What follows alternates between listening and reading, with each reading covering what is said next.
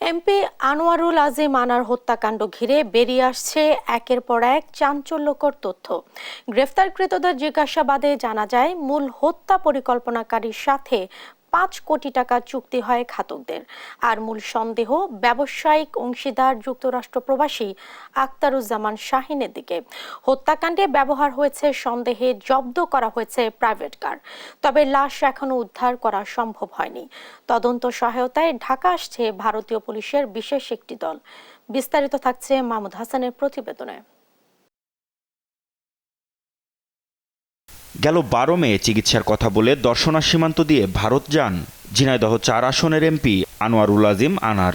কলকাতায় পৌঁছে বন্ধুর বাসায় ওঠেন তিনি।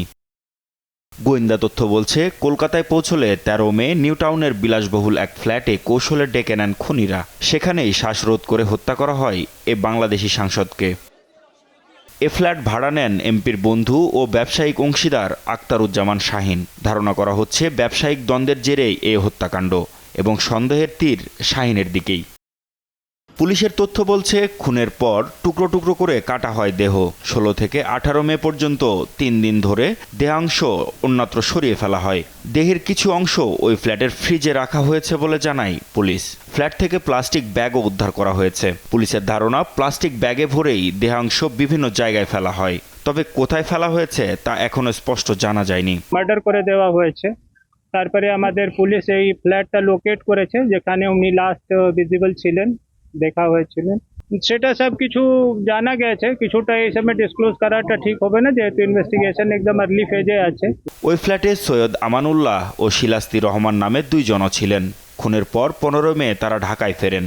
তাদের গ্রেপ্তার করেছে গোয়েন্দা পুলিশ। পরে ফয়সাল আলী ওরফে সাজি নামে আরও একজনকে গ্রেপ্তার করা হয়। জিজ্ঞাসাবাদে তারা হত্যায় জড়িত থাকা এবং ৫ কোটি টাকার চুক্তির কথা স্বীকার করেন।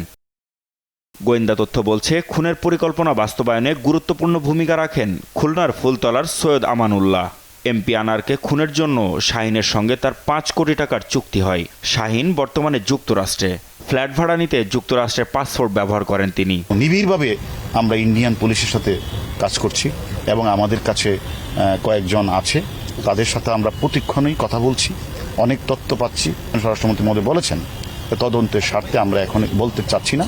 যেভাবে বাংলাদেশের কিছু অপরাধীরা যেভাবে নৃশংস হত্যা করেছে, আমরা কয়েকজনকে আইনের আওতায় নিয়ে আসছি। বাকি যারা রয়েছে প্রত্যেককে আমরা আইনের আওতায় নিয়ে আসবো এবং বিচারের মুখোমুখি আমরা দাঁড় করাবো। হত্যায় ব্যবহার হয়েছে সন্দেহে লাল রঙের একটি প্রাইভেট কার জব্দ করেছে কলকাতা পুলিশ। বুধবার রাতে গাড়িটি জব্দ করা হয়। আটক করা হয় গাড়ির মালিককেও। আর তল্লাশি চালিয়ে বেশ কয়েকজনের ফিঙ্গারপ্রিন্ট সংগ্রহ করেছে ফরেনসিক বিভাগ। গোয়েন্দারা বলছেন, এমপি আনারকে হত্যার পর আইন শৃঙ্খলা বাহিনী ও স্বজনদের বিভ্রান্ত করতে নানা কৌশলও নেন খুনিরা। মাহমুদ হাসান, দেশ টিভি, ঢাকা।